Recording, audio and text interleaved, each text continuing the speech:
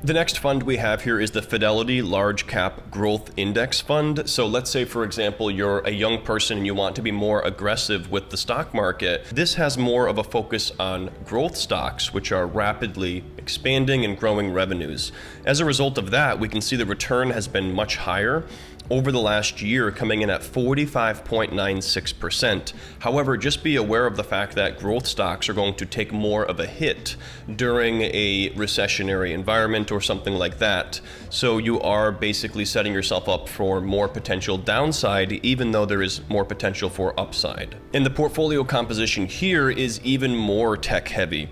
12.15% of the money goes right into Microsoft, 11.16% goes into Apple, 6% into Nvidia, 5.74% into Amazon, and so forth. So if you wanted a tech-heavy portfolio, for example, as a young person, this might be an index fund for you to consider.